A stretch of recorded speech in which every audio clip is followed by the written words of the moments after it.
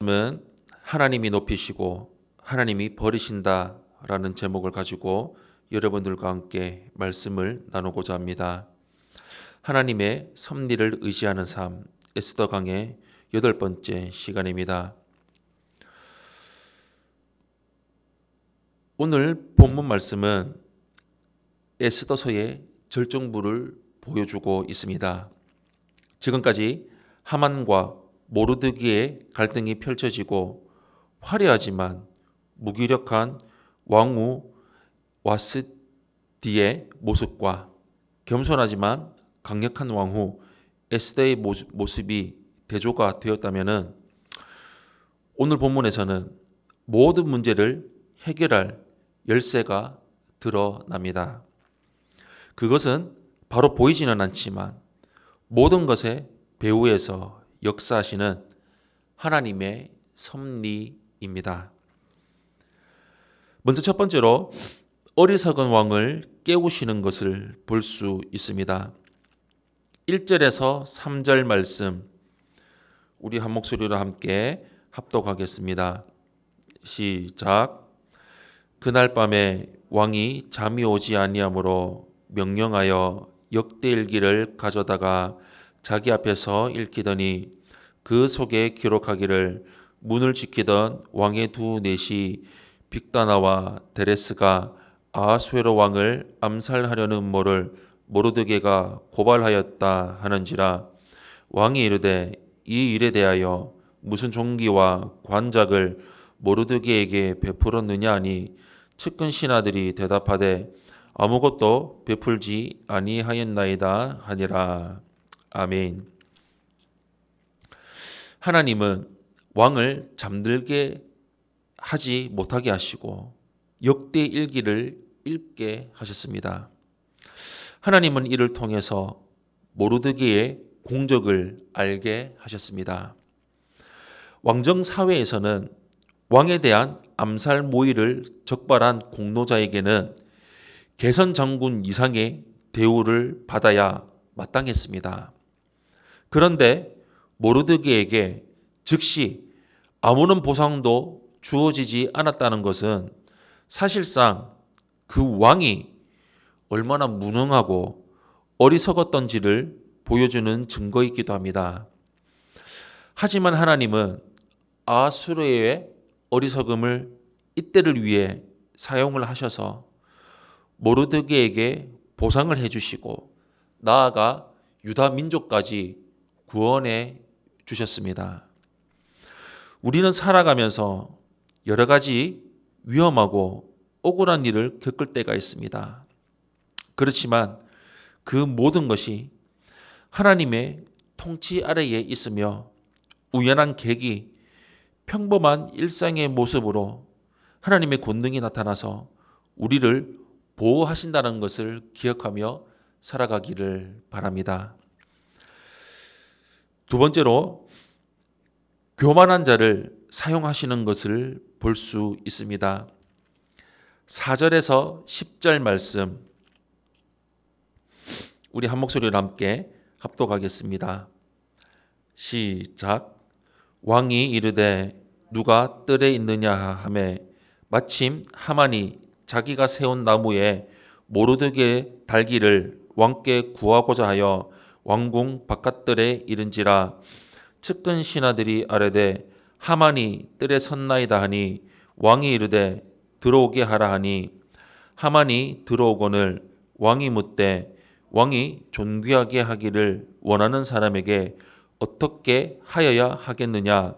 하만이 심중에 이르되 왕이 존귀하게 하기를 원하는 자는 나 외에 누구리요 하고 왕께 아뢰되 왕께서 사람을 존귀하게 하시려면 왕께서 입으시는 왕복과 왕께서 타시는 말과 머리에 쓰시는 왕관을 가져다가 그 왕복과 말을 왕의 신하 중 가장 존귀한 자의 손에 맡겨서 왕이 존귀하게 하시기를 원하시는 사람에게 옷을 입히고 말을 태워서 성중 거리로 다니며 그 앞에서 반포하여 이르기를 왕이 존귀하게 하기를 원하시는 사람에게는 이같이 할 것이라 하게 하소서 하니라.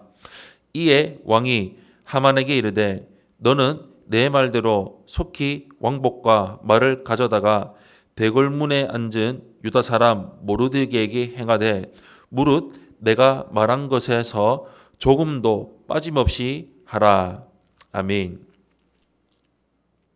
하나님은 모르드게를 높이시기 위해서 교만하고 악한 하만을 사용하십니다. 때마침 하만은 모르드게를 죽여서 나무에 달게 해달라고 왕에게 나아왔던 상황이었는데 왕은 모르드게에게 어떤 상을 주어야 할지 하만에게 물음으로써 결과적으로 하만이 모르드게에게 최고의 영예를 안겨주는 역할을 하게 되었습니다.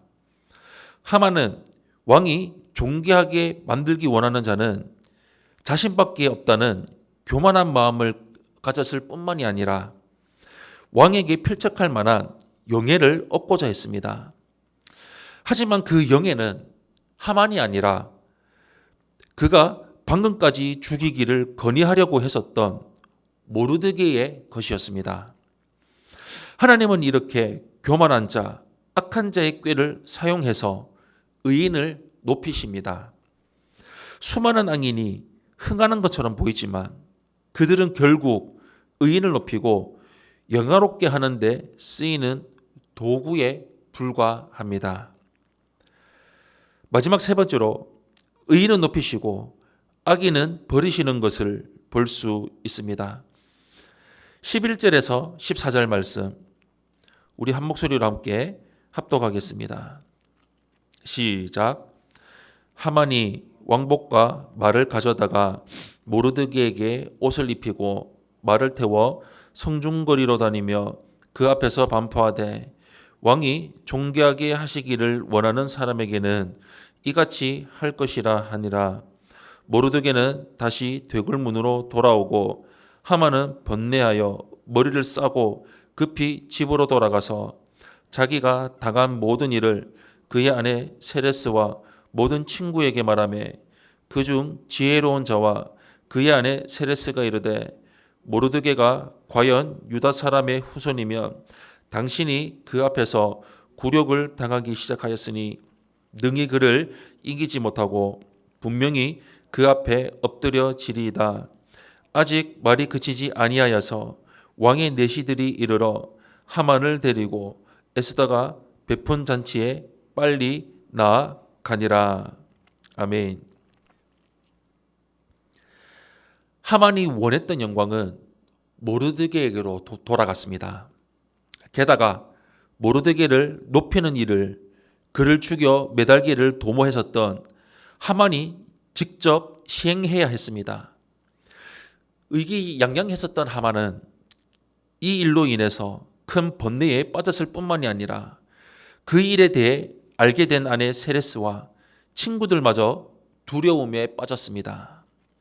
하만이 모르드게 앞에 엎드러질 것이라고 말했던 세레스와 친구들의 말은 하만에 대한 저주라기보다는 위험을 감지한 표현으로서 이를 어떻게 해서든지 피해야 한다는 의미일 것입니다. 하지만 하만은 위험을 피할 시간이 없었습니다. 하만은 곧바로 자기가 죽을 자리인 에스더의 두 번째 잔치로 나아가야 했기 때문입니다. 악인은 이와 같이 의를 높이고 영광스럽게 하는데 사용된 후에 내버려집니다. 악인은 빠르게 번영을 얻지만 또한 빠르게 멸망합니다. 사랑하는 성도 여러분, 에스더에서는 하나님이라는 단어조차 나오지가 않지만 우리는 본문을 통해서 하나님이 어리석은 자와 교만한 악인을 사용하셔서 의로운 자기 백성을 높이시고 보호하신다는 사실을 확인하고 있습니다.